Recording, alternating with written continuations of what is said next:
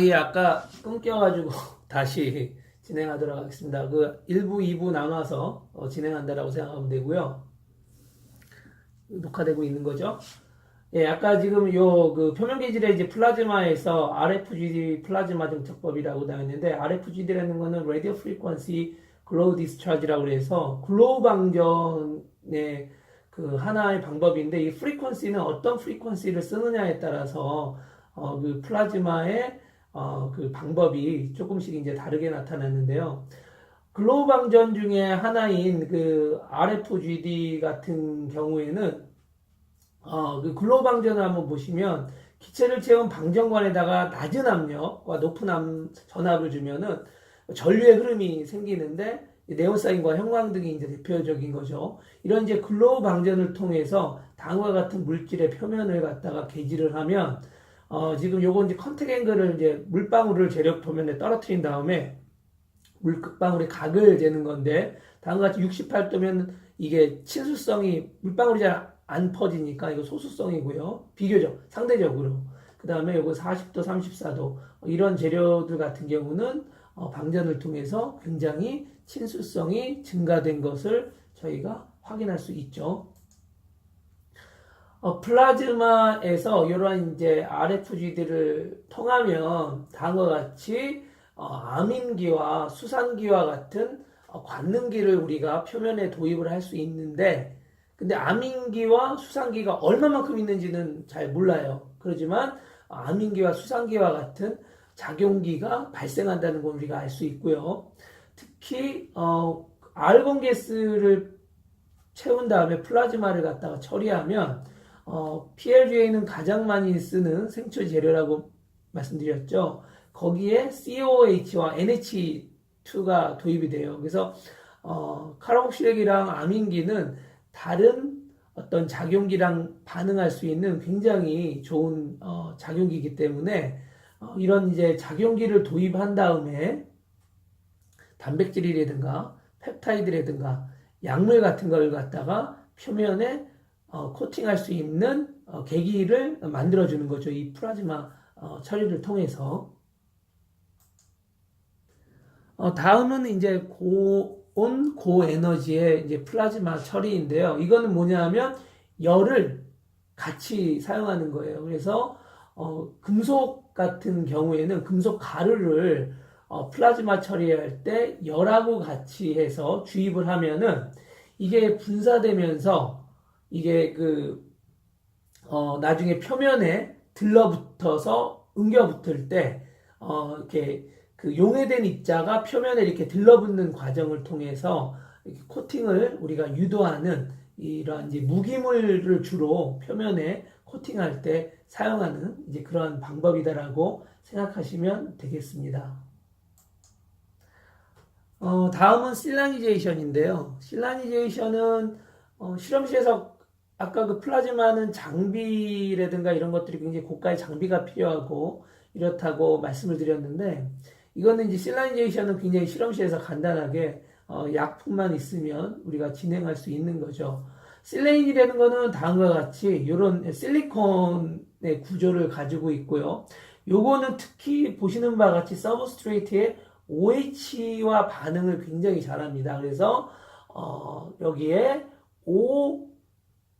OSI 이렇게 이제 붙어가지고 어떤 이제 SI의 펑셔널 그룹이 이렇게 쭉 있는 거를 갖다가 우리가 표면에 도입할 수 있는 이제 그러한 화학 반응을 이용한 표면 계질이라고 얘기할 수 있습니다. 그래서 여기에 써 있는 바와 같이 실라는 그 OH가 있는 표면이나 아민기가 풍부한 표면을 계질하는데 아주 유용하게 사용되고 있고요. 유리, 실리콘, 게르마늄, 알루미늄과 같이 OH가 포함되어 있는 금속의 산화물, OH가 있는 걸 갖다가 표면을 갖다가 우리가 계질하는데 아주 유용하게 사용할 수 있습니다. 근데 이제 이 실란으로 이제 그 결합된 요것들이 가수분에 의해서는 조금 약하기 때문에 어떤 조건에서는 요 이제 코팅이 벗겨지는 우려도 있다고 알려져 있습니다. 다음은 이온 광선 주사인데요. 이거는 이제 이온을 그 레디에이션 시켜가지고 이온을 발생시켜가지고 금속 표면 같은 데다가 그 표면 처리를 하는 건데요. 그러면은 이온이 금속의 표면뿐만 아니라 안에까지 들어가서 금속 표면에 금속의 그 패킹된 금속의 어레인지먼트를 다음과 같이 이제 변화를 시키게 되죠. 그래서 이런 이제 이온 광선 주사라는 요 표면 처리는 금속과 무기물 표면 처리에 많이 사용되고 있고요. 이거는 이제 전압을 걸어줘서 이온을 갖다가 발생시켜서 그 이온을 금속 표면에다가 이제 때리는 방법이거든요. 그래서 이런 이제 방법이 있고요.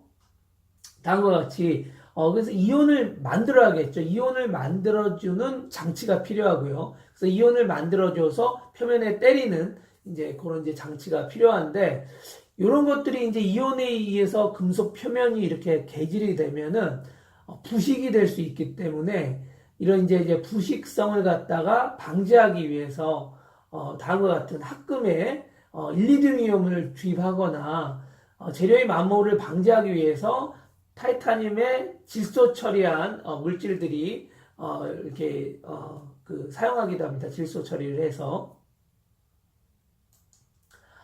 다음은 이제 표면 개질의 종류 중에 하나인 자가 조립 당분자층이 있는데요. 이게 말 그대로 자가 조립은 셀프 어셈블드죠. 당분자층은 모노레이어고요. 그래서 레이어 바이 레이어 이제 층층 이렇게 쌓여져 있는 거 그거랑 이제 유사한데 이거 어떤 원리냐 하면 이런 이제 물질이 서브스트레이트 우리가 코팅하고자 하는 서브스트레이트 표면에 이제 터미널 그룹이 붙고요. 다음과 같이. 근데 요 이제 터미널 그룹이 붙고 나서 얘네들끼리 일렬로 쭉 배열이 돼야 되는데 이 배열이 되는 힘이 뭐에 의해서 되느냐?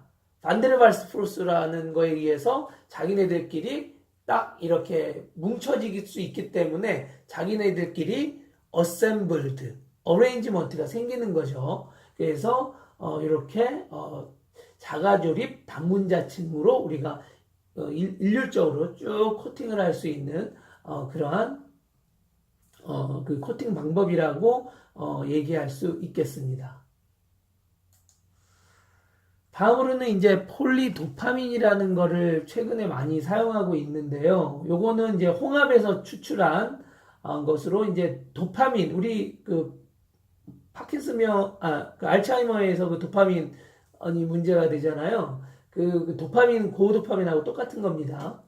근데 요거는, 다음과 같이 이제 도파민 퀴논이 되고, 그 다음에 다음과 같은 구조가 되고요. 이런 구조가 계속 중합이 일어나면서, 최종적으로는 폴리도파민이 돼요. 근데 이제 요 폴리도파민은 어데시브, 접착제 같은 성분이 접착제 같은 그 성질을 가지고 있어요. 그래서 어떤 표면에 코팅을 갖다가 우리가 유도할 때 접착제처럼 딱 붙여주는 역할을 하죠. 그래서 홍합을 보세요. 홍합을 생각하면은 물에서도 그 바위에 딱 붙어가지고 점착을 딱 해가지고 붙어 있잖아요. 그게 이제 폴리도파민 때문이라는 거를 사람들이 거기서 이제 알아내서 여기에 이제 응용을 하게 된 거죠.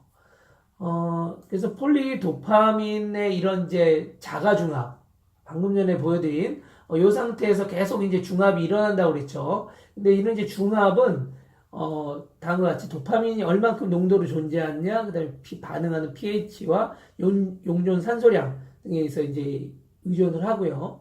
그리고 이제 폴리도파민이 이제 점착에 이제 어떤 표면이든 거의 다 붙어요. 지금 현재까지 알려진 건 거의 모든 표면에 다 붙는다고 지금 알려지고 있고요. 이제 물이 있어서도 이제 붙고요. 근데 이제 이런 것들이 점착 특성만 보이는 게 아니라 이제 아민기라든가 사이올기를 갖고 있는 어떤 이제 물질하고도 화학적으로 굉장히 강하게 공유결합을 형성하는 걸로도 알려져 있어요. 그래서 이러한 이제 코팅 재료, 폴리도파민은 어떤 기능이 있다기보다는 접착제라고 생각하시면 되고요. 이 접착제를 표면에다가 코팅을 할 때 같이 우리가 원하는 약물이라든가 그로스 팩터라든가 뭐 펩타이드라든가 단백질을 갖다가 같이 섞어서 접착제와 같이 이제 발라줄 수 있는 거죠. 그러면은 이제 우리가 원하는 세포 부착이라든가 증식을 촉진시킬 수 있는 그런 이제 환경을 제공할 수도 있게 되는 겁니다. 그리고 이제 그 폴리도파민이 얼마나 잘 붙었는지 안 붙었는지 이거 이제 우리가 평가를 해야겠죠. 어떤 방법으로 평가를 하냐 하면은 반응 용액을 갖다가 써가지고 뭐 갈색이나 검은색으로 변하면은 폴리도파민이 있다. 그래서 화학 반응을 통해서 검증하는 방법이 있고요. 근데 이제 조금 더 이제 인스트루먼트 장비를 써가지고 이제 그 하는 방법은 그 X선 분광법을 통해서 어떤 특정한 피크에서 피크가 많이 나오면 그 폴리도파민이 여기에 많이 있다라고 할 수 있는 거죠. 그래서 이제 그 예로 질소랑 탄소의 비율을 통하면 이게 폴리도파민이 표면에 많이 도입됐다라는 걸 저희가 이제 알 수 있겠죠. 그리고 이제 친수성, 소수성으로도 우리가 그 유무를 갖다가 판단할 수 있고, 그 다음에 이제 코팅 후 아까 컨택 앵글을 통해서도 알 수 있는데, 가장 정확한 거는 요 이제 광전자 분석법 XPS를 통해서 우리가 알 수 있겠죠. 그리고 이제 폴리도파민은 앞서 얘기한 것처럼 거의 모든 물질에 다 붙어요. 그래서 P라든가 PTFE, 실리콘 러버, PDMS 뭐 다 붙는데, 근데 이 자체가 기능이 있는 게 아니라 얘네는 그냥 접착제라고 그랬죠.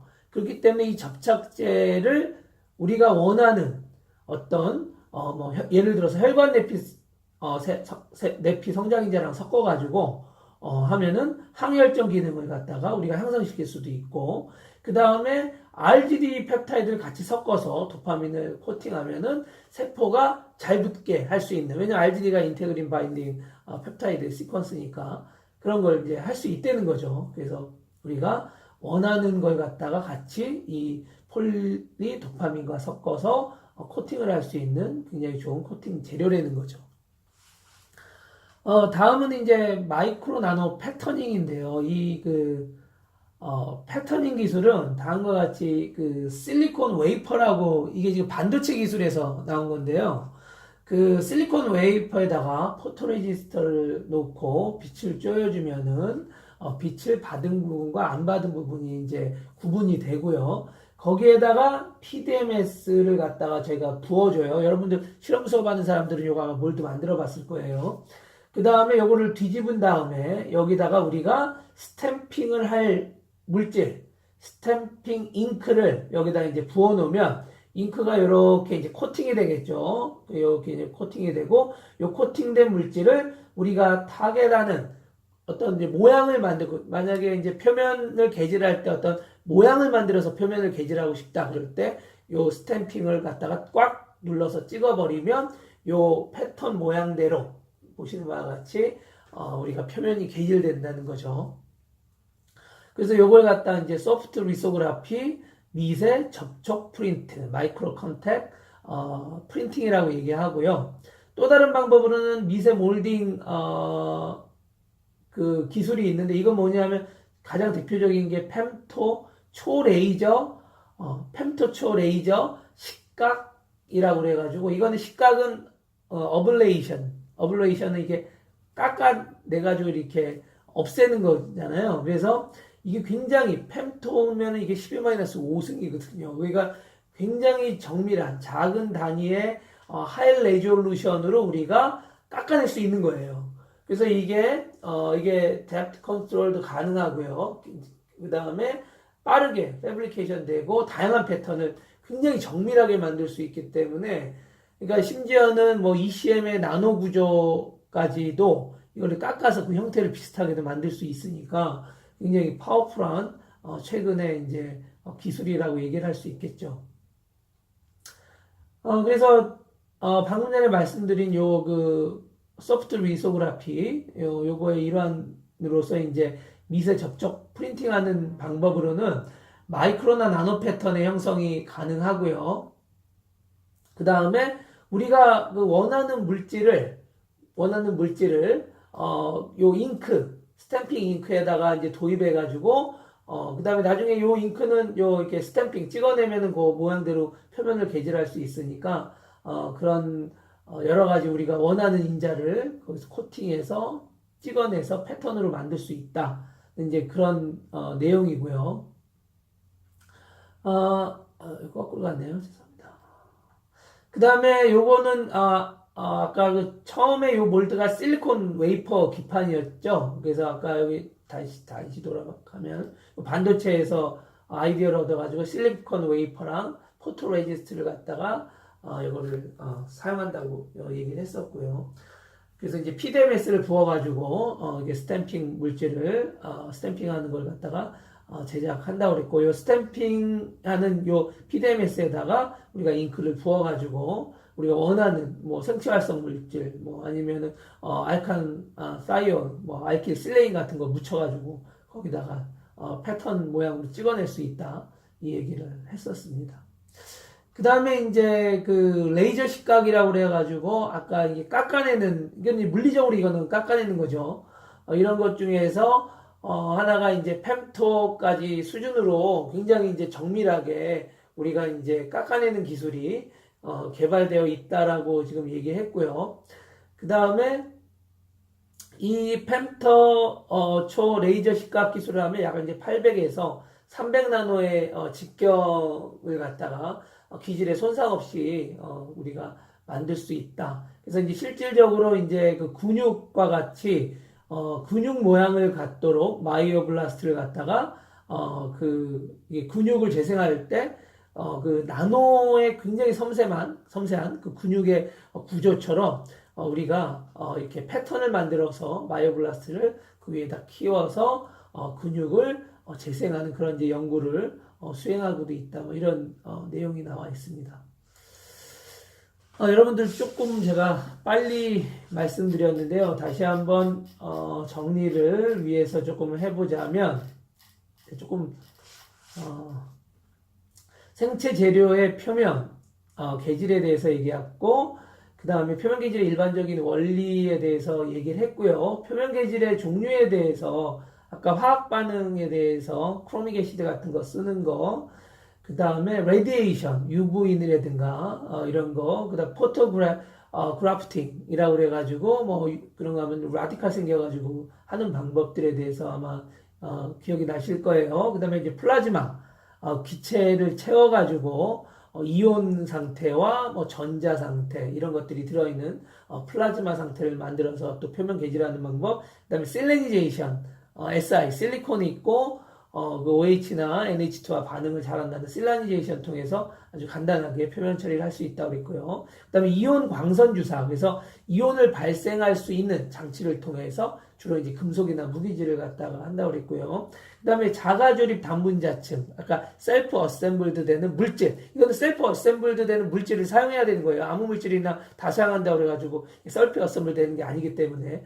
근데 이제 셀프 어셈블드 되는 물질들의 특징이 붙는 부위 위쪽에 자기네들끼리 어셈블 될 수 있게, 판데르발스 포스에 의해서 어셈블 될 수 있게 그런 특징을 갖고 있다고 얘기했고요. 그 다음에 폴리도파민, 이 도파민은 아까 기억나실지 모르겠습니다만 이게 이제 그 화학 반응을 통해서 나중에 그 폴리도파민이 되는 과정 중에서의 그 중간체가 있었죠. 이런 것들이 계속 이제 중합되면서 폴리도파민을 만들고, 이게 이제 홍합에서 유래했다고 그래서 홍합 단백질이라고 사람들이 또 많이 부르고 있죠. 그 다음에 마이크로 나노 패턴직에서는 아까 포토 리소그라피, 실리콘 웨이퍼에다가 이렇게 포토레지스터 올리고 나중에 PDMS 몰드 만든 다음에 거기에서 스탬핑하는 물질을 부어서 나중에 이제 우리가 그 패턴대로 우리가 원하는 표면에다가 이렇게 스탬핑 찍어내는 방법하고, 그 다음에 펨토세크 그 레이저 사용해 가지고 우리가 깎아내는 굉장히 하이 레졸루션으로 그런 방법이 있다라고 지금 소개를 해드렸습니다. 여러분들 그 재생의학 지금 수업 한 학기 동안에 들었는데, 사실 제가 뭐 이번 학기에 새로 부임하면서 여러분들한테 많은 거를 굉장히 재생의학에 대해서 많은 걸 알려주려고 노력을 하다 보니까 또 진도가 사실 조금 빨리 나갔었습니다. 근데 뭐 어쩔 수 없죠. 많은 걸 전달하려고 보면은 진도가 이제 빨리 나갈 수밖에 없는데 이제 그러다 보니까 여러분들한테 조금 이제 아쉬웠던 부분도 있고 내가 조금 이제 보충해야 되는 부분도 있었는데 여러분들 이제 질문이 있거나 재생의학에 대해서 더 관심이 있는 부분은 우리 연구실 564호 제 방으로 찾아와도 좋고요. 아니면 이메일 통해서 문의해도 좋습니다. 한 학기 동안 여러분들 정말 수고 많았고요. 여러분들에게 뭐 아쉬운 점이 많았던 만큼 저도 뭐 나름대로 최선을 다해서 여러분들한테 많은 걸 알려주려고 노력을 했던 그런 수업 시간이 아니었나 생각합니다.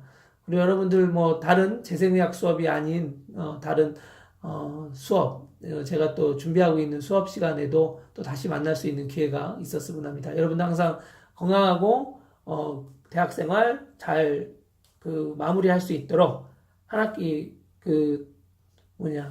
여러분들 공부했던 거 지금 이제 남은 시간 동안에 집중해서 기말고사 준비 잘해서 시험 잘 볼 수 있도록 하십시오. 여러분 화이팅 하십시오. 예, 그러면은 이만입니다. 예.